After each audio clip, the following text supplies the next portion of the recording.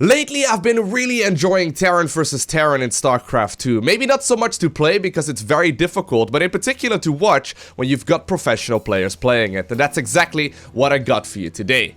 Spawning in the southeast location on Belshir Vestige, we have none other than the red Terran player known as Gumiho.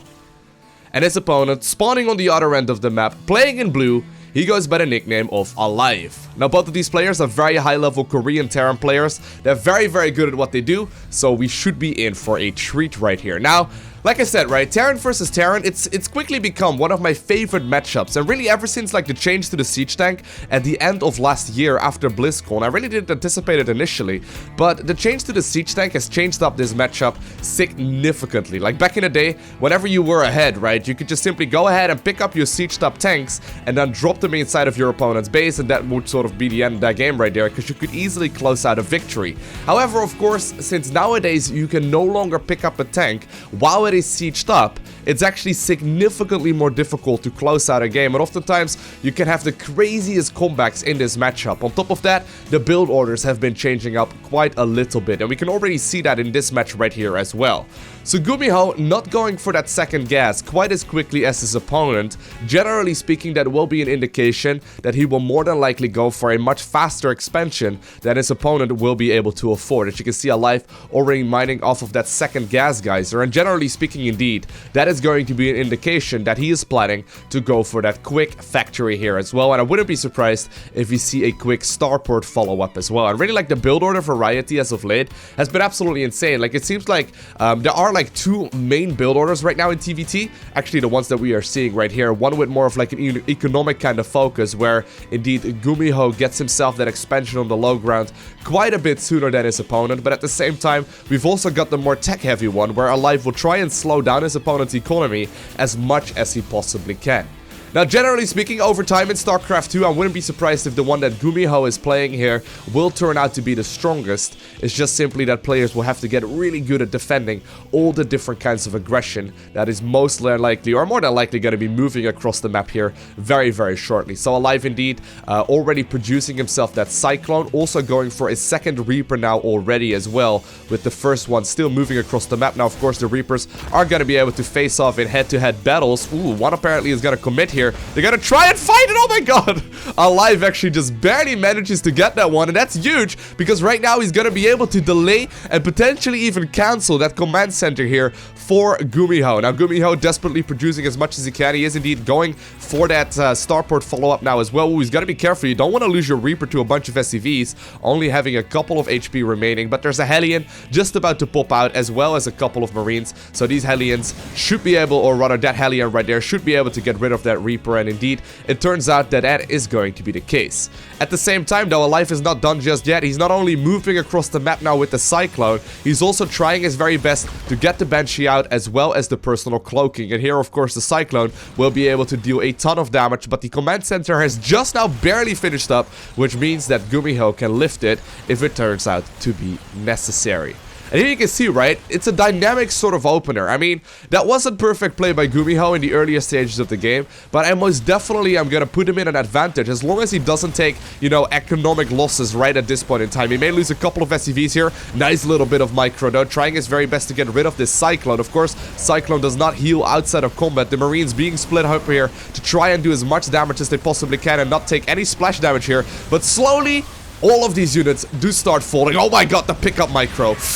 Cyclone does end up getting one of the Hellions there as well, but apparently Gumiho had already looked at that engagement and realized that he would be okay. At the same time though, the first Banshee is indeed making its way across the map, but on top of that we got the personal cloaking just about to finish up. A single Hellion trying to shoo away at this natural, and of course it's gonna start dealing a little bit of damage. There is no missile turret to be seen anywhere just yet, so Gumiho is gonna have to try his very best here to get that turret up ASAP. At the same time, he's also flying a dropship across the map with the two Marines, as well as the Cyclone in there. Banshee just now about to come in. Viking coming out at the perfect time, but of course it is going to be cloaked. Looks like there is going to be a scan available, however, which will need to be used. There we go. He will be able to get rid of that, at least for the time being. And at the same time, Alive is starting to take some damage here on the command center, but it looks like there are going to be just barely enough units here for Alive to hold on. Of course, the Banshee not done just yet. Now that the scan is indeed wearing off desperately, a missile turret is being added on as well, but it looks looks like, even though,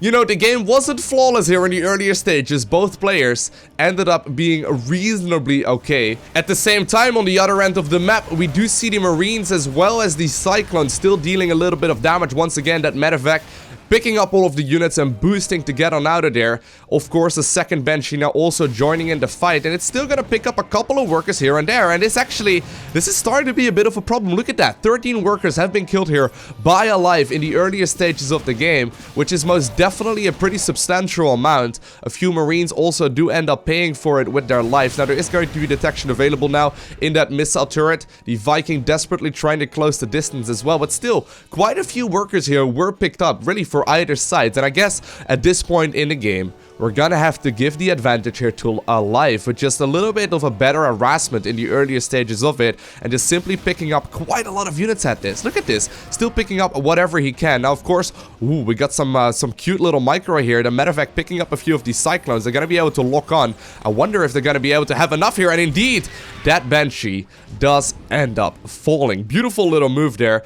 You know, he really needs to do whatever damage he can right now. Gumiho, supply-wise, is not looking that incredible, and on top of that, Alive has already added on a ton of additional production. Look at this. He's going to be able to start producing his siege tanks now. He's going to try his very best to add on as many barracks here as he possibly can as well. He's adding on another reactor now on that starport, so he will be able to start double producing those units very shortly. And while we do have some mixing and matching here with the available add-ons, slowly Alive is ramping up that production. Now, the Cyclones apparently have made their way across the map as well. They're going to be shoot away for the time being. Of course, there are a few Ravens out right now as well, which are really powerful units, in particular at this stage in the game. They can do a lot of defensive capabilities, but on top of that, they are really good at harassing.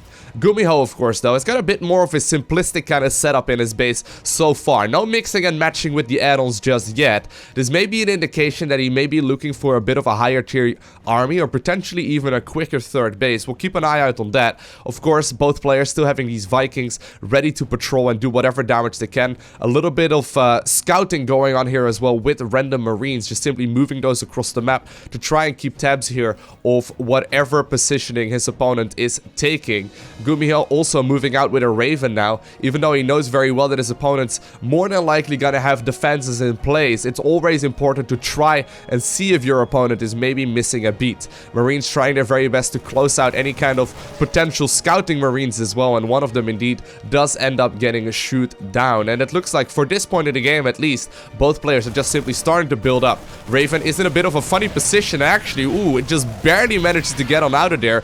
Although it's hanging on in the corner. Woo, you gotta get out. There you go. Ravens, of course, 200 gas each. A lot of money there. Nice bit of pickup micro once again. You can see, right? All of these cute little micro tricks and all of the little bits of harassment and all of the different kinds of armies that are moving across the map and basically all of the end game compositions, they're all extremely difficult to control. Terran versus Terran is probably, mechanically speaking, the most difficult matchup right now. Just because you need to keep tabs of your opponent's army, you need to make sure that your opponent doesn't get air dominance, you also want to make sure that you get yourself a couple of medevacs just to heal up your Marines, but if you get too many of them, since siege tanks can shoot further than they can see and your opponent may be able to, you know, get that air superiority, you may also run into some issues if you focus a bit too much on one or the others. If you focus a bit too much on either that ground-based play or a little too much on the air-based play as well. And it's basically like running a slippery slope. Add to that, of course, all of the cute little bit of micro, all of the different kinds of harassments, all of the different kinds of build orders that you can see right now at this point in the game, and you have an extremely dynamic and difficult matchup. Once again, Gumiho actually, and I missed that drop right there, trying his very best to do a little bit of damage. It did get met there by a few Marines as well as a handful of Cyclones, but at the same time, Alive has managed to make his way across the map with all of the siege tanks, and while there are quite a few siege tanks right now in a defensive posture as well, there are of course now also Ravens out in the sky to start dealing a little bit of damage. He does need to be careful. PDD does go down, so that shuts down these attacks from the Vikings for at least a little while. Quite a few units do already end up falling. Of course, these siege tanks are, however, clumped up, which can be a bit of an issue. Double medevacs being loaded up. They're gonna try their best to jump into the main base. There is a sensor tower in place, and of course, a lot of anti-air available here as well. Scan going down, and I guess that Alive is now waiting for the boost. He will be able to get into his opponent's main base quite easily here, and of course, they're gonna be able to start moving, but will it be in time? Yes, apparently, he has decided that he's gonna back up out of there, at the very least for the time being. Auto turrets will be able to go down, and look at the amount of damage that is being dealt here to all of these siege tanks, while the auto turrets are indeed defended as well with other auto turrets by the Ravens. A lot of these siege tanks ended up falling, and I think this will shoo Alive home for the time being. It's so difficult to play this matchup though if you don't focus on like separate hotkey groups, right? You need to almost have at least like 3-4 army hotkey groups just to be able to properly control an army like this. You want to make sure that you rally into proper locations. You want to make sure that you defend against all different kinds of potential aggression from your opponent. But if you then decide to move out across the map with all of your units, you just simply leave your base so very vulnerable. And apparently Alive, while he did end up losing a couple of siege tanks, he's not quite done just yet. He's gonna start moving across the map once again. At the same time though, double medevacs have been loaded up, and Gumiho is gonna start dealing some damage here to Alive, who has indeed secured himself that third base location. Now worker counts are still relatively even, and a lot of damage can indeed be dealt now that these Marines now also finished up their stim pack as well as their combat shield research. Now look at this, a lot of damage will indeed be dealt here. Command center is gonna be able to lift up. A lot of the units will start falling, actually the command center even being target fire down as well. These medevacs up in the air will be able to keep these units alive for a very nice amount of time. Apparently one Marine quite not picking up right there with the medevac, or at the very least it missed the boat there. It's gonna end up falling, but 13 SCVs went down in just a matter of seconds. Gumiho has now also secured himself that third base location, and while he's still just a little bit behind here when it comes to these supply counts, he's starting to look more and more comfortable in this match. This position of course a bit easier to defend I guess than the one over here in the in the top right corner of the map, but still more and more, oh my god, it's more and more units here are ready to start fighting, and at the same time Alive is moving across the map. A lot of these siege tanks trying to get in position, of course, fighting into a sieged up Terran line, a very difficult thing to do, and at the same time a handful of Marines have magically made their way towards that third base location, and they're going to be able to deal damage if you give them even a split second. Of course, the army will also start threatening on the other end of the map. Auto turrets will be able to go down here at the third base location of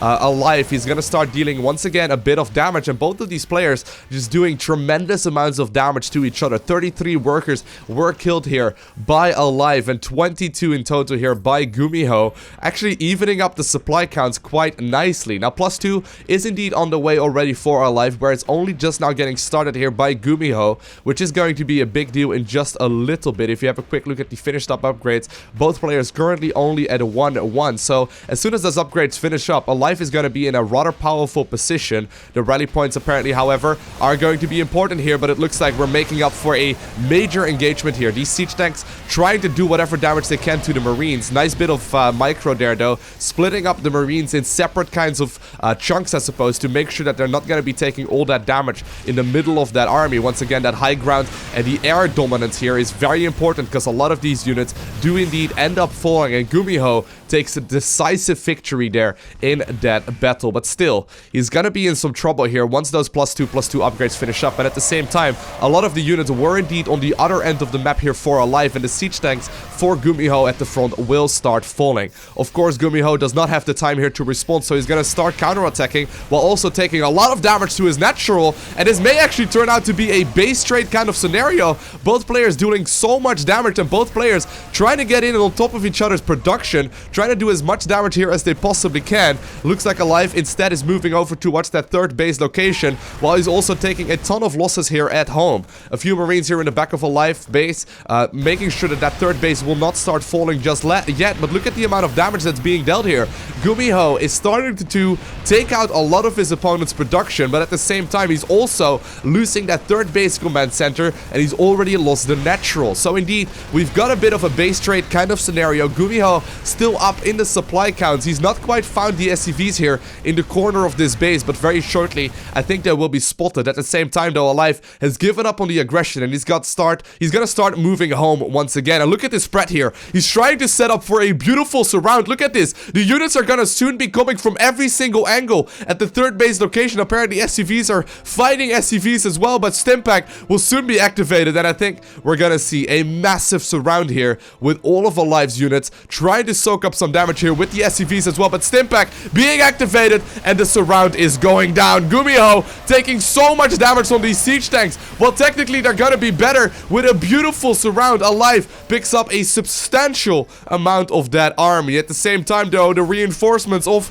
Gumiho have arrived on the other end of the map, and I think there may just simply be a bit too many units. Desperately, though, Alive is trying to hold on here. He's trying his very best to defend against all of this aggression. The SCVs joining this fight as well to try and take a few hits here and there. It's somehow, some way, I guess Gumiho turns out to be alright. I mean, he lost a command center, he lost a lot of SCVs as well, but apparently at the same time, he did more damage than his opponent could do to him. And even though it was looking a little bit scary there for just a little while, in particular with Alive's researches already being at +2, actually +2/+1, I guess he ended up either losing one of the engineering base, or maybe it got cancelled. Regardless, still a lot of damage was dealt, and at the same time, Gumiho once more dropping into that main base of his opponent, trying to do as much damage as he can. Marines trying to close the distance here as well, but with that one siege tank here, it will be able to start hitting up on that high ground. And whenever you're on top of a Terran's production, you're gonna be a very happy little Terran player, because there's no way that Alive can easily reinforce this army right now, as a lot of his, you know, unit producing structures will be forced to lift up. At the same time, Gumiho also moving into that third base location. He's trying to move in for a kill, but it looks like there were enough Marines there, at the very least for a little while, to keep this alive for a little while longer. Of course, Gumiho, now that he's got rid of a lot of his opponent's command centers, he's also going to try and kill that third base, and it looks like he will be able to do exactly that. He's still poking in here and there with different chunks of his army, but more importantly, he's got that third orbital command set up once again. And really, if we have a look at the production right now from Alive, he's only got a single worker that's currently spending its time repairing up the command center. Not a whole lot of production here anymore, and apparently, I think he may very well be looking to take another base here in just a little bit, or at the very least, no, he's just simply going to try and do whatever damage he can, knowing that he's going to need to try and slow down his opponent's eco here very, very shortly. Medevac's trying to move out here as well to go for the defensive posture. There's still quite a bit of production here from Gumiho, but if they walk with their heads first into all of these reinforcing Marines, that's going to be an issue. Command center does end up falling, but it looks like there's just simply so many defenses here in place as well for Gumiho. He's got so many units here ready to defend, and while Medevacs are pretty good, I wonder if there are going to be enough. Alive desperately trying to slow down his opponent's production, but look at the amount of units here. Once again, a pickup into that third base location, but a full medevac does get killed there, and Gumiho ends up picking up the victory. What a beautiful game, and it shows exactly what I like so much about the matchup. It's such a complicated game to play, and it's very, very difficult, and I think in just a couple of years from now, we're gonna be seeing some incredible, like already these games are super high level, right? But I think in a few years from now, once players like figure out how to like play offensively and defensively even better, it's gonna be insane. It's gonna be absolutely wild what the people are gonna be able to do with like the handful of units, really. Like already the cute little bit of pickup micro you see, right? Consistently with all of these medevacs throughout this match, and you know, all of the risk that people are already taking, I think over time, it's only gonna get better. So I'm really excited to see what's gonna happen in the future. But regardless, I hope you enjoyed watching this cast. If you did, make sure you hit that like button down below. And if you want to see more, make sure you hit that subscribe button so you get a notification as soon as I upload more. While you're at it, you can also follow me on Twitter, Instagram, and Facebook. Links are in the description down below. I want to thank you for watching. Have an amazing day. Do not forget to smile, alright? And I will see you in the next one.